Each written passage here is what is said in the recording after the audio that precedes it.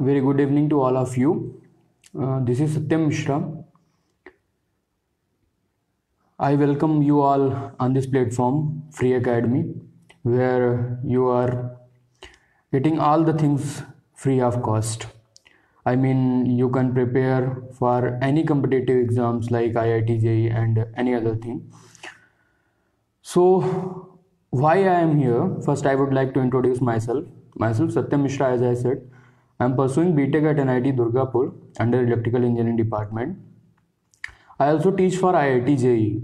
This I have been from many years. Since I was preparing for IIT JEE, I started teaching. So leave these things beside. Why I am here? I am here because I want to tell you how to prepare, how to revise the things which you have learned in physics for the coming exam, IIT JEE Mains. I hope that you have learned all the things in the year which you are preparing, and you have prepared the notes. At least मैं इतना assume कर सकता हूँ कि आपके पास notes हैं, सारे subject जो भी टॉपिक्स हैं, सारे टॉपिक्स के आपके पास नोट्स हैं. आपने प्रिपेयर किया है अच्छे से, पूरे साल आपने मेहनत की है. अभी टिल डेट आज 24 है और आपने 24 तक मेहनत की है.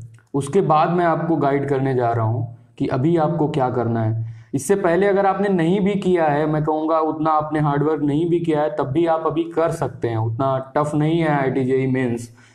अभी जो लास्ट एग्ज़ाम हुआ था, इससे पहले वाला जो आ रहा है, उससे पहले जो अभी इस साल का एग्ज़ाम हुआ था, उसको मैंने डिस्कस किया था क्लास में. तो मुझे उसका लेवल नॉर्मल लग रहा था, जैसे बोर्ड्स में आता है कुछ वैसे ही टाइप के क्वेश्चंस रहते हैं, बस न्यूमेरिकल प्रॉब्लम्स रहती हैं. उतना टफ कुछ नहीं था उस पेपर में.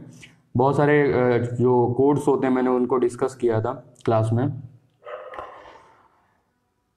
लेकिन जो अभी एग्ज़ाम आ रहा है, पहली बात तो ये है कि आपका, वैसे तो ये बैड न्यूज़ है, लेकिन आपके लिए थोड़ा सा कह सकते हो आपको टाइम मिल गया है, because this issues going on today. जो आपका एग्ज़ाम डेट है वो पोस्टपोन हो गया है. आपको 31 मार्च को आई थिंक क्लियर किया जाएगा कि आपका एग्ज़ाम कब होगा, बट आप ये एज्यूम कर सकते हो 15 अप्रैल के बाद ही होने वाला है. तो तब तक के लिए आपको ये जो टाइम मिल गया, एक्स्ट्रा टाइम आप कह सकते हो कुछ मिल गया है, उसमें आप अपनी जो प्रिपरेशन है, आपका जो रैंक था, उसको आप और अच्छे से बूस्ट कर सकते हैं. कैसे आपको बूस्ट करना है, मैं फिजिक्स के लिए उसको आपको गाइड करूँगा. तो आपको क्या पढ़ना है वो बहुत मैटर करेगा. अभी आप कोई बहुत हाई फाई बुक उठा के बैठ जाएंगे, आइए रोडोफ सॉल्व करने बैठ गए सपोज, तो उससे आपका क्या होगा, आप डिमोटिवेट हो सकते हैं अगर आपका प्रिपरेशन उस लेवल का नहीं है. तो ऐसा बिल्कुल भी आपको नहीं करना है, क्योंकि आपका जो एग्ज़ाम है वो उतना टफ नहीं आ रहा है अभी, जो JEE मेंस आ रहा है. तो आपको उस लेवल पे जाना ही नहीं है. आप एक बार मेंस अच्छी रैंक के साथ क्लियर कर लें, फिर आप आई रोडोफ जो आपको सॉल्व करना है वो आप सॉल्व करिए फॉर एडवांस. बट उससे पहले आपको क्यों बेकार का बर्डन लेना है अपने माइंड के ऊपर. तो आप क्या करिए कि आपने जो भी नोट्स प्रिपेयर किए हैं, किसी भी कोचिंग के, किसी भी ट्यूटर के, आपको अच्छा ही पढ़ाया होगा जिसने भी पढ़ाया होगा, आई सपोज दैट, तो वो आप नोट्स पहले रिवाइज करिए. जैसे आपने कोई टॉपिक पकड़ा, सपोज मैं एग्जांपल ले लेता हूँ, आप इलेक्ट्रोस्टैटिक्स अभी पढ़ रहे हैं, ठीक है, तो पहले तो आप वो सारे कॉन्सेप्ट्स रिवाइज कीजिए जो आपको पढ़ाए गए हैं वहाँ पे, जो भी. और रिवीजन का बहुत अच्छा तरीका मैं आपको बताता हूँ. रिवाइज कभी पढ़ के नहीं किया जाता है. आप जब भी नोट्स खोल के बैठे हुए हैं तो आप बस दिस पढ़ते जा रहे हैं, आप कुछ भी नोट डाउन नहीं कर रहे हैं रफ कॉपी पे, तो आपको कुछ समझ नहीं आएगा. आपको लगेगा आपको सब कुछ समझ में आ रहा है, बट आप जैसे ही कॉपी क्लोज करोगे, आपके दिमाग में थोड़ी देर के बाद चीज़ें वनिश हो जाएंगी. तो आपको करना क्या है, आप एक रफ कॉपी लीजिए, आपका फेयर नोट्स आपके सामने है, आप रफ कॉपी लीजिए, पेन लीजिए, आप एक बार पढ़िए पहले. आपकी जो फेयर कॉपी में कोई भी, जैसे डेरिवेशन लिखा है, आपको एक लीनियर चार्ज इनफाइनाइट रॉड है सपोज, उससे आपको कुछ डिस्टेंस पे आपको निकालना है इलेक्ट्रिक फील्ड सपोज निकालना है आपको, तो आप पहले उस डेरिवेशन को आप पढ़िए उस कॉपी में, फेयर कॉपी से.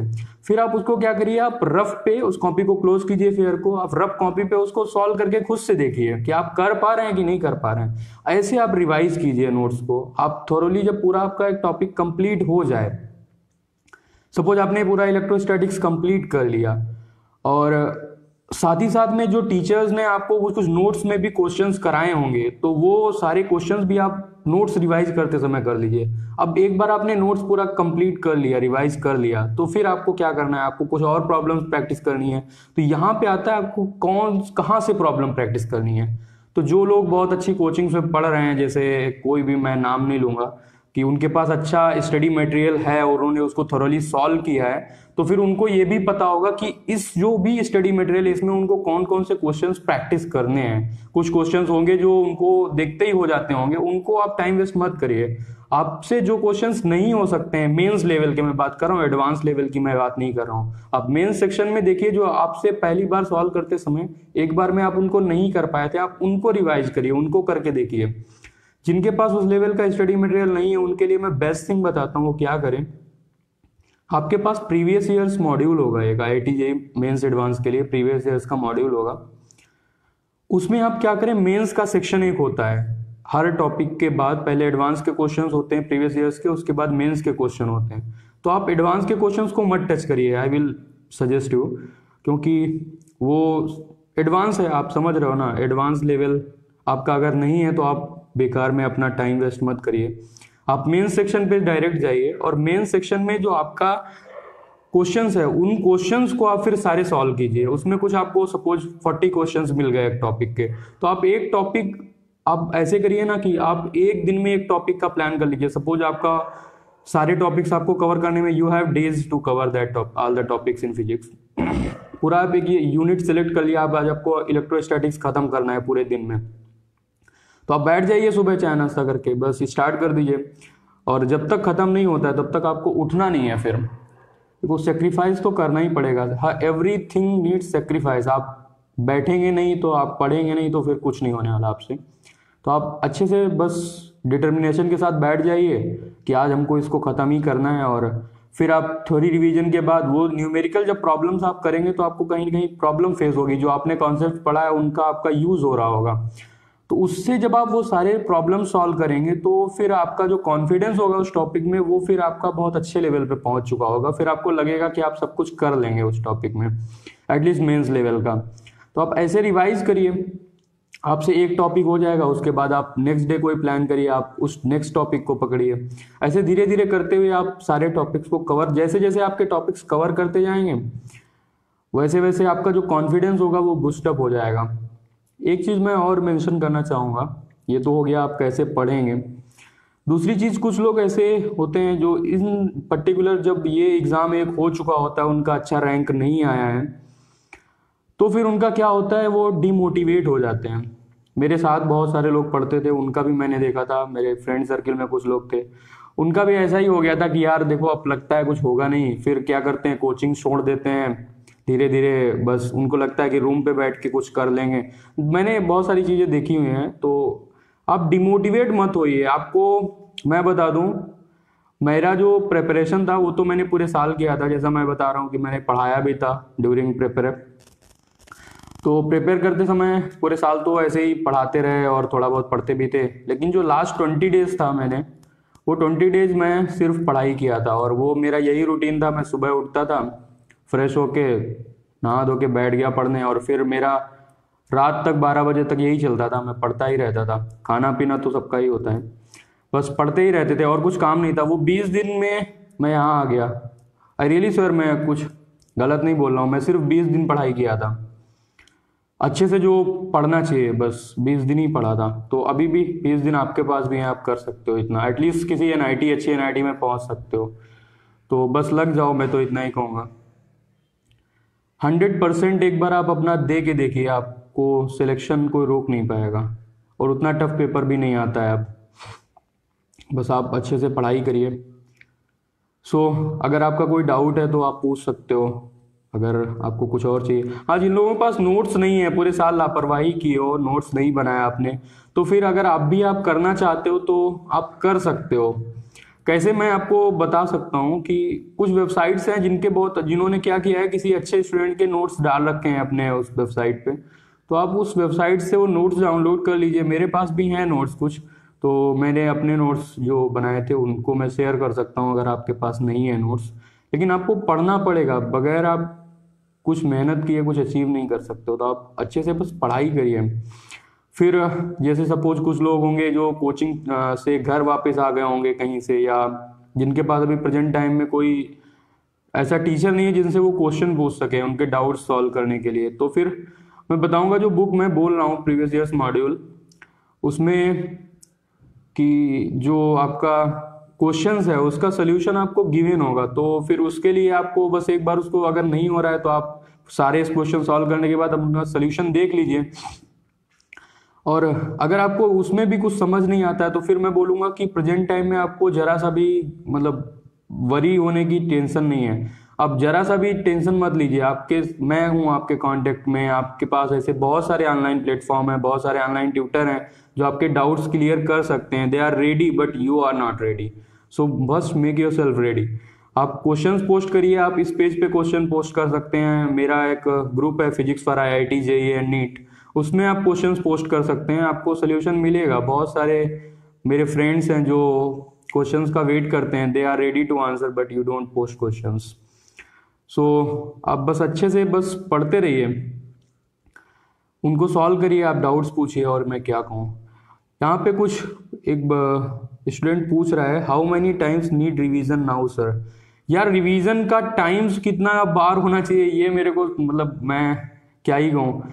आप कितने टाइम्स रिवीजन करें ये नहीं, आपको चीजें आ जानी चाहिए, आपकी कैपेबिलिटी पे डिपेंड करता है आपको कितने बार पढ़ने पे वो चीज समझ में आ रही है। Finally you will have to learn that. आप एक बार में, मेरा कैपेबिलिटी है मैं एक बार में पढ़ सकता हूँ, एक बार पढ़ लूँ अगर तो मैं एग्जाम तक 15 दिन एटलीस्ट याद रख सकता हूँ।